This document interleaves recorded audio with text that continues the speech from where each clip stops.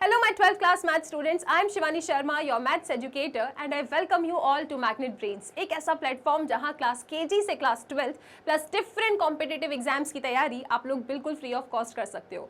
तो यहाँ ना तो आपको कोई सब्सक्रिप्शन लेना है और ना ही कोई कूपन कोड परचेज करना है, बस मन लगा के बहुत अच्छे तरीके से आप लोगों को पढ़ाई करनी है। So class 12th math student, आज इस वीडियो में आप लोगों के लिए क्या है, आज इस वीडियो में हम डिस्कस करेंगे बेसिक कंसेप्ट्स ऑफ मैथमेटिक्स। तो जितने भी बच्चे अभी 11th से क्लास 12th में आए हैं, आप लोग जानते हो क्लास 11th मैथ्स के कुछ ऐसे चैप्टर्स हैं, कुछ ऐसे कंसेप्ट्स हैं जिनके बारे में बहुत ज़्यादा अच्छे से जानना ज़रूरी है सो दैट आप अपने क्लास 12th मैथ्स को बहुत ही ज़्यादा ईजीली पढ़ सको। ठीक है, तो यहाँ पे बेसिकली सीरीज़ में हम क्लास 11th के कुछ चैप्टर्स लेंगे, उनके कुछ इंपॉर्टेंट कंसेप्ट्स लेंगे, उन कंसेप्ट्स को जल्दी से एग्जाम्पल्स के साथ रिवाइज करेंगे, ब्रशअप करेंगे और उसके बाद अपने 12th क्लास के मैथ्स को स्टार्ट कर देंगे। ठीक है, तो ये कोर्स आप लोगों के लिए बहुत ही ज़्यादा इंपॉर्टेंट है। एक बार देख लेते हैं क्लास 11th के ऐसे कौन से चैप्टर्स हैं जिनके बारे में जानना बहुत ज़रूरी है ताकि 12th क्लास में कोई समस्या ना आए। एक चैप्टर आपने पढ़ा था अपने क्लास 11th में, that is relations and functions. ठीक है, तो किस किस को ये चैप्टर बहुत ज़्यादा इजी लगा था, किसको डिफ़िकल्ट लगा था, कमेंट सेक्शन में डेफिनेटली आप लोग मुझे बताइएगा कि रिलेशंस एंड फंक्शंस जब आपने क्लास 11th मैथ्स में पढ़ा था तो इस चैप्टर को पढ़ के आपके चेहरे पे कैसा एक्सप्रेशन था, क्या आपके चेहरे पे एक मुस्कुराता हुआ, मतलब क्या आप बहुत ज़्यादा खुश थे या फिर दुखी हो गए थे। देखो, टेंशन आपको लेना है नहीं क्योंकि 12th क्लास का मैथ्स ट्रस्ट मी बहुत सिंपल है, बहुत ज़्यादा ईजी है और हम लोग उसको और भी ज़्यादा ईजी तरीके से पढ़ने वाले हैं। देखो, जो आपका एक चैप्टर था ना रिलेशंस एंड फंक्शंस, इसको मैंने दो पार्ट्स में ब्रेक किया है, एक होगा रिलेशंस और दूसरा होगा फंक्शंस। तो आपको कुछ छोटे छोटे से वीडियो मिलेंगे जिसमें हम रिलेशंस के इम्पॉर्टेंट कंसेप्ट को ब्रशअप करने वाले हैं जो हमने क्लास 11th में सीखा है। ठीक है, अच्छा, अगर आप लोगों को याद है तो क्लास 11th में आपका चैप्टर नंबर 1 क्या था, कोई बताएगा मुझे? 11th वाले बच्चे जो नए नए 12th में आए, जल्दी से बताओ आपका चैप्टर नंबर 1 क्या था? सेट। तो जो आपने चैप्टर नंबर 1 सेट थ्योरी पढ़ा था, उसके बाद आपके पास चैप्टर नंबर 2 आया था रिलेशंस एंड फंक्शंस। ठीक है, रिलेशंस एंड फंक्शंस। अब मैं आपको बता दूं, इन दोनों ही चैप्टर में से हमको क्लास 12th में क्या पता होना चाहिए, वो सारी बातें डिस्कस करेंगे हम इस कोर्स में। ठीक है, तो यहाँ पे सेट के बारे में ज़्यादा नहीं चाहिए अपन को, बस ये पता होना चाहिए कि यार व्हाट इज सेट, सेट क्या होता है, सेट के अंदर एलिमेंट्स कैसे रखे जाते हैं। ठीक है, उसके बाद सेट को किससे रिप्रेजेंट करते हैं, राइट? अगर सेट के अंदर कोई एलिमेंट रखा है तो उसे मैथमेटिकली कैसे लिखते हैं, ये छोटा सा ज्ञान आपको होना चाहिए सेट थ्योरी के बारे में। आप लोगों ने 11th क्लास में बहुत कुछ सीखा था, सबसेट, ठीक है, पावर सेट, ये सब नहीं चाहिए अपन को बस छोटू सा ये ज्ञान होना चाहिए कि what is set and how it is represented. ठीक है, क्लियर है सबको? इसके बाद हम आएंगे अपने chapter number 2 relations and functions पे। तो रिलेशंस एंड फंक्शंस में जो वीडियो नंबर 1 आपके सामने आएगा दैट इज रिलेशंस। हम समझेंगे कि आखिरकार ये रिलेशंस क्या होता है। Chapter number 2 relations and function जो आप लोगों के क्लास 12th में चैप्टर नंबर 1 है, इट इज़ वेरी सिंपल, बहुत सिंपल लगेगा आपको। ठीक है, तो हम लोग इस वीडियो में ये जानने वाले हैं कि आखिरकार ये रिलेशन क्या होता है। ठीक है, हम रिलेशंस में क्या पढ़ेंगे कि यार व्हाट इज रिलेशन, रिलेशन क्या होता है, रिलेशन किस पे डिफाइन होता है। इसके बाद कार्टेशियन प्रोडक्ट, ऐसा कुछ आपने क्लास 11th में सीखा होगा, तो एक बार हम कार्टेशियन प्रोडक्ट को रिवाइज करेंगे। हम एक बार ऑर्डर्ड पेयर के बारे में जानेंगे कि ये ऑर्डर्ड पेयर क्या होता है। ठीक है, उसके बाद हम लोग डिस्कस करेंगे कि what are types of relation, relation के क्या टाइप्स है, ये भी हम लोगों ने क्लास 11th में सुना है, टाइप्स ऑफ रिलेशन। किसी को नाम याद है क्या? Reflexive relation, symmetric relation and transitive relation. तो आखिरकार ये reflexive, symmetric and transitive relations क्या होते हैं और कैसे किसी रिलेशन को reflexive, symmetric and transitive prove किया जाता है, इसके बारे में हम लोग डिस्कस करेंगे और कैसे पहचानते हैं कि कोई रिलेशन मेरा रिफ्लेक्सिव, सिमेट्रिक एंड ट्रांजिटिव है या नहीं। उसके बाद हम बात करेंगे इक्विवेलेंस रिलेशन के बारे में। What is an equivalence relation? एक रिलेशन जो रिफ्लेक्सिव, सिमेट्रिक, ट्रांजिटिव तीनों ही हो। ठीक है, उसके बाद हम लोग डिस्कस करेंगे very important topic that is domain, range and को डोमेन। तो क्लास 11th में जब आपने रिलेशंस पढ़ा था तो बस इतने कंसेप्ट्स आपको एकदम याद होने चाहिए। अगर आपको ये कंसेप्ट्स याद है तो 12th क्लास का मैथ्स आपको बहुत सिंपल लगने वाला है, ठीक है। आपका रिलेशंस एंड फंक्शंस ऐसे ही उड़ जाएगा, वेरी सिंपल। तो इन कंसेप्ट्स को हम लोग ब्रश अप करेंगे अपने इस बेसिक कोर्स के सीरीज में, ठीक है। रिलेशंस के बाद हम लोग जाएंगे फंक्शंस के ऊपर, okay. Very important, what is function. Class 11th में आपने सीखा होगा कि फंक्शन क्या होता है। अब इस बेसिक कोर्स में आप फंक्शन को और भी ज़्यादा अच्छे तरीके से पढ़ने वाले हो, ठीक है। आप इतने अच्छे से पढ़ोगे कि आपको हमेशा याद रहेगा कि यार फंक्शन क्या है। आपको रटने की कोई ज़रूरत नहीं है, हम लोग कंसेप्ट पे वर्क करने वाले। ट्रस्ट मी, 12th क्लास आपका बहुत ही ज़्यादा अच्छा जाएगा, ठीक है। सो फंक्शन में हम देखेंगे यार फंक्शन होता क्या है, इसकी डेफिनेशन को समझेंगे। फिर हम आइडेंटिफाई करना सीखेंगे, हम लोग आइडेंटिफिकेशन सीखेंगे कि यार कोई मैपिंग फंक्शन है या नहीं, ठीक है। फिर हम चेक करेंगे कि कोई रिलेशन फंक्शन है या नहीं, ये चेक करना हम सीखेंगे। और इसके बाद हम लोग यहाँ पे कुछ डोमेन, रेंज, को डोमेन, इन टर्म्स के बारे में बात करेंगे। साथ में हम डिस्कस करेंगे कि what is pre image and what is image. तो ये सारी चीज़ें हमको क्लास 11th के फंक्शन से क्लास 12th के लिए याद होना चाहिए था कि आखिरकार फंक्शन क्या है। एक बहुत बड़ी डेफिनेशन आपने याद की थी, अब उस डेफिनेशन को देखना ऐसे तोड़ मरोड़ के हम इतना इजी तरीके से पढ़ेंगे कि आपको मज़ा आ जाएगा, ठीक है। What is function, how to identify a function, function में डोमेन, रेंज, को डोमेन क्या होता है, और कोई भी मैपिंग फंक्शन है या नहीं ये हम पहचानेंगे। तो इतना आपको नॉलेज क्लास 11th का होना चाहिए क्लास 12th के लिए। फिर हम लोग बातें करेंगे ट्रिग्नोमेट्रिक फंक्शंस के लिए। अच्छा सुनो, ट्रिग्नोमेट्रिक फंक्शंस ना बहुत इंपॉर्टेंट है। क्लास 12th में आपका एक चैप्टर 2 है ITF, इनवर्स ट्रिग्नोमेट्रिक फंक्शन, ठीक है। उसके बाद आपका चैप्टर है कंटिन्यूटी एंड डिफरेंशिएबिलिटी। फिर आपका एक चैप्टर है इंटीग्रल्स। फिर आपका चैप्टर है डिफरेंशियल इक्वेशन। ये ऐसे कुछ चैप्टर्स हैं जहाँ पे बार बार ट्रिग्नोमेट्रिक फंक्शंस जो आपने क्लास 11th में सीखा था उसका बेसिक कंसेप्ट बार बार यूज़ में आएगा। आपने तो क्लास 11th में ट्रिग्नोमेट्री बहुत सारी पढ़ी थी, हमको वो सब नहीं चाहिए। जो जो इम्पॉर्टेंट चीज़ें चाहिए ना वो सब मैं आप लोगों के लिए ऑलरेडी से छाट के रख चुकी हूँ कि बच्चों को बस ये देना है, उनके लिए इतना यूज़फुल है। लेकिन आपको प्रॉमिस करना होगा कि जो भी कंसेप्ट, जो भी फॉर्मूलेज मैं आपको बताऊंगी उनको आपको कंठस्थ करना है, याद करना है। क्लास 12th में पता है आपको 35 मार्क्स होते हैं पूरे कैलकुलस वाले पोर्शन के लिए। कैलकुलस का मतलब है आपका वही chapter 5, chapter 6, chapter 7, chapter 8 and chapter 9। ये जो चैप्टर्स हैं आपके क्लास 12th में, इस पूरे को हम कैलकुलस कहते हैं। और ये पूरा कैलकुलस 35 मार्क्स का होता है, ठीक है। तो हमको अपने 35 मार्क्स एकदम पक्के करने हैं। इन चैप्टर्स में बार बार ट्रिग्नोमेट्रिक फॉर्मूलेज आएंगे, ठीक है। ट्रिग्नोमेट्रिक के कुछ बेसिक कंसेप्ट आएंगे। क्या किसी को ACTS मेथड याद है? ACTS मेथड के बारे में हम रिवाइज करेंगे जो हमने क्लास 11th में सीखा था।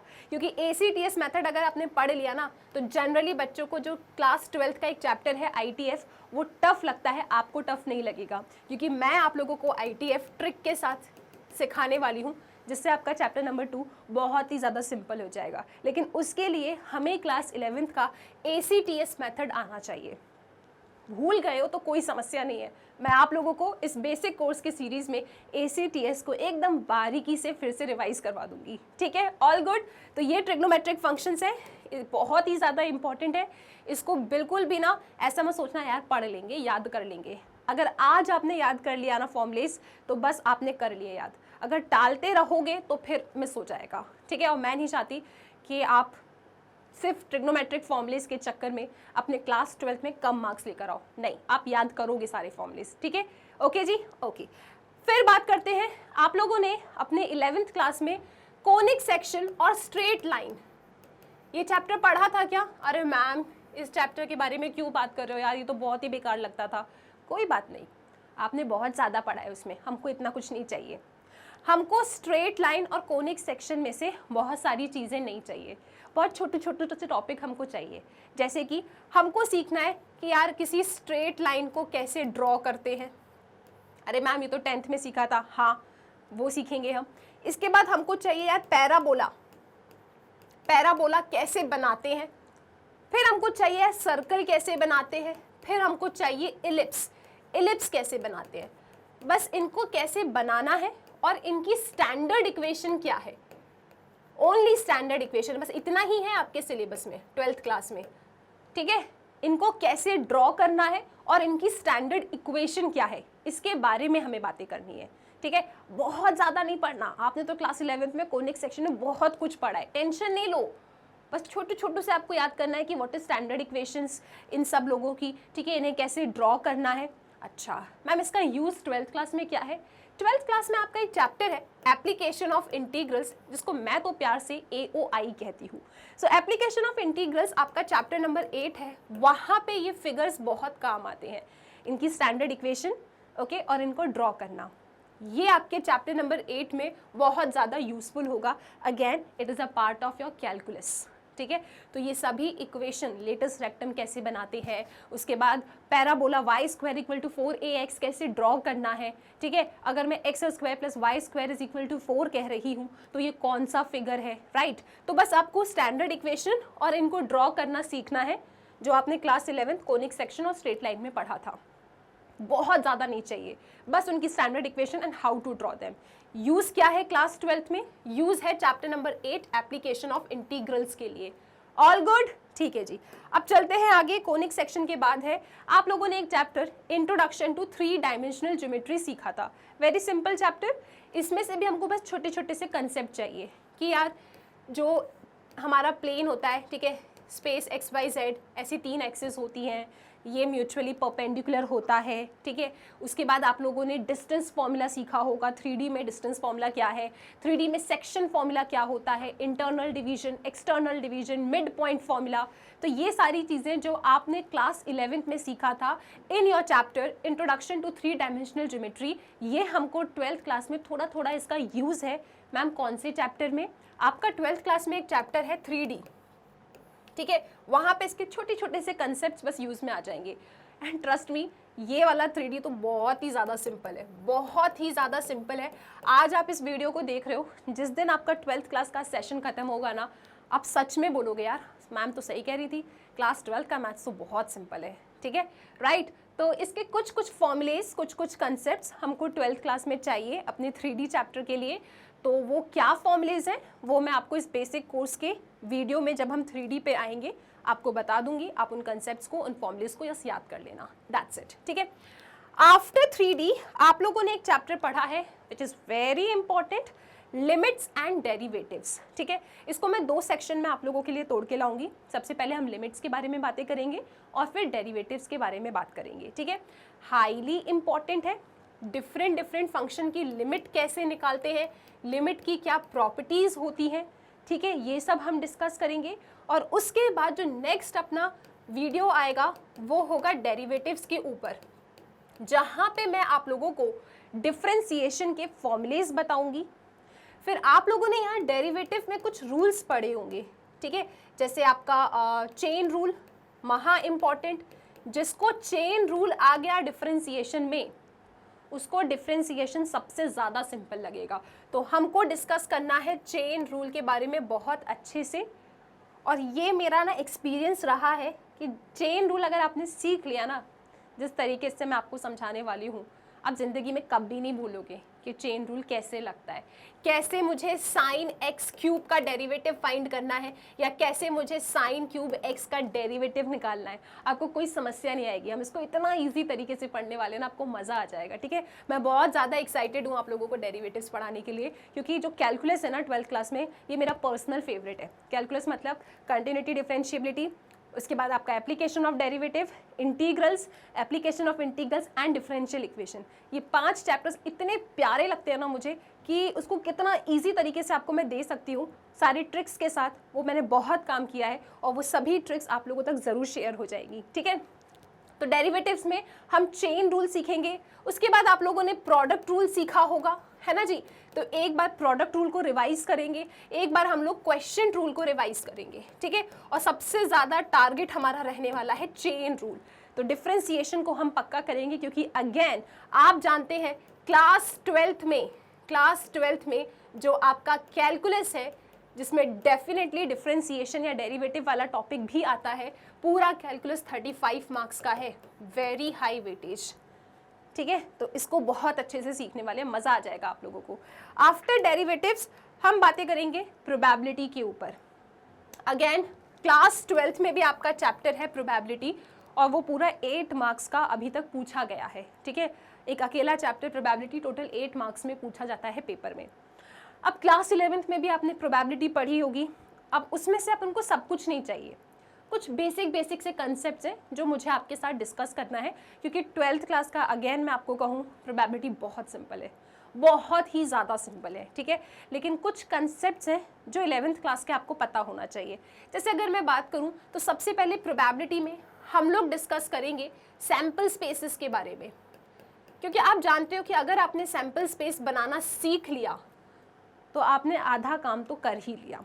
सैम्पल स्पेस में भी हम लोग किस किस की सैम्पल स्पेस के बारे में बात करेंगे। कॉइन की सैम्पल स्पेस, कॉइन को 1 बार टॉस करो, 2 बार टॉस करो या 3 बार टॉस करो तो उसकी सैम्पल स्पेस में कितने आउटकम्स आते हैं और वो आउटकम्स कैसे दिखते हैं, उनकी डिज़ाइन क्या है, राइट। तो वो आउटकम्स बनाना मैं आपको सिखा दूंगी अभी। इसके बाद हम बात करेंगे डाइस के बारे में। अगेन डाइस को 1 बार या 2 बार रोल किया मैंने तो नंबर ऑफ आउटकम्स कितने होंगे, ये सारी चीज़ें हम डिस्कस करेंगे और उसके आउटकम्स हमें कैसे बनाना है। फिर सबसे ज़्यादा फेवरेट मेरा तो है प्लेइंग कार्ड्स। तो प्लेइंग कार्ड्स की पूरी हम नॉलेज लेंगे कि भैया पत्ते कौन से कलर के होते हैं, कितने पत्ते होते हैं, ठीक है। बड़ी मज़ा आती है मेरे को प्लेइंग कार्ड्स पढ़ाने में। तो प्लेइंग कार्ड्स के बारे में अपन लोग चर्चा करेंगे। सैम्पल स्पेस हमको अच्छे से समझना है। इसके बाद आप लोगों ने ना प्रोबेबिलिटी में कुछ टर्म्स सीखे होंगे, जैसे रैंडम एक्सपेरिमेंट क्या है, इवेंट क्या है, म्यूचुअली एक्सक्लूसिव इवेंट्स क्या होते हैं, एग्जॉस्टिव इवेंट्स क्या होते हैं। उसके बाद probability of A union B कोई अगर आपसे पूछे तो उसका फॉर्मूला क्या है। फिर अगर कोई आपसे पूछता है यार probability of A plus probability of A not is equal to क्या होता है, प्रोबेबिलिटी कहाँ से कहाँ तक वरी करता है। तो ये सारी चीज़ें जो 11th क्लास में आपने सुनी है एकदम बेसिक, पूरा प्रोबेबिलिटी आपको 11th क्लास का नहीं पढ़ाऊंगी मैं, उसकी टेंशन मत लो, वो तो आपने 11th में पढ़ लिया। सिर्फ ऐसे कंसेप्ट जो 12th क्लास में चाहिए, बस उन कंसेप्ट्स के बारे में मैं आपसे डिस्कस करूंगी, ठीक है। तो प्रोबेबिलिटी में जो जो टॉपिक्स हैं वो आपको कुछ दिनों बाद पता चल ही जाएगा जैसे ही वीडियोज़ आपके सामने आने लगेंगे, राइट। तो प्रोबेबिलिटी पढ़ेंगे। इसके बाद प्रोबेबिलिटी में ना एक इतना ज़्यादा इम्पॉर्टेंट कंसेप्ट है जो 12th क्लास में ऐसे बीच में किसी भी क्वेश्चन में डाल देते हैं वो लोग और बच्चे फिर उस क्वेश्चन को गलत कर देते हैं। एक बड़ा ही प्यारा कंसेप्ट है। आप लोगों ने जनरली ये सीखा है कि यार किसी भी इवेंट की प्रोबेबिलिटी निकालना, इट्स वेरी सिंपल। एक फॉर्मूला छोटा सा जो आप हर क्वेश्चन में से मार देते हो, वो फॉर्मूला क्या है, number of outcomes favourable divided by total number of outcomes in your sample space. लेकिन यहाँ पे आपने क्लास 11th में सीखा होगा, अगर भूल गए हो तो कोई बात नहीं, और भी अच्छा है मैं आपको याद दिला दूंगी। ये फॉर्मूला, ठीक है, number of outcomes favourable divided by total number of outcomes in your sample space, ये फॉर्मूला हर एक क्वेश्चन में एप्लीकेबल नहीं होता है। ये फॉर्मूला सिर्फ तभी एप्लीकेबल होता है जब आपके सैम्पल स्पेस के अंदर रखे आउटकम्स कैसे हो जी, इक्वली लाइकली हो। अगर वो इक्वली लाइकली नहीं है तो इस फॉर्मूले से आप प्रोबेबिलिटी नहीं निकालते। एक अलग प्रोसीजर है जो आपने क्लास 11th में सीखा था, उस प्रोसीजर का क्या नाम है, नेम के साथ जब मैं इस प्रोबेबिलिटी चैप्टर में आऊँगी तब आपको वो कंसेप्ट करा दूंगी, ठीक है। और फिर 12th क्लास में जब एक क्वेश्चन आएगा ना इस कंसेप्ट के ऊपर, तब मैं आपसे पूछूंगी बताओ ब्रिज कोर्स में आपने देखा था कि नहीं देखा था, ठीक है। तो ये जो फॉर्मूला है ना कि नंबर ऑफ आपके एलिमेंट्स जो फेवरेबल है इस इवेंट में divided by total number of elements in your sample space, ये फॉर्मूला हर जगह वैलिड नहीं होता है प्रोबेबिलिटी फाइंड करने के लिए। ये सिर्फ तभी वैलिड होता है जब सैम्पल स्पेस के अंदर रखे हर एक आउटकम की प्रोबेबिलिटी सेम है, दैट्स इट। अगर हर एक आउटकम की प्रोबेबिलिटी सेम नहीं है तो आप इस फॉर्मूले से प्रोबेबिलिटी फाइंड नहीं करते हो।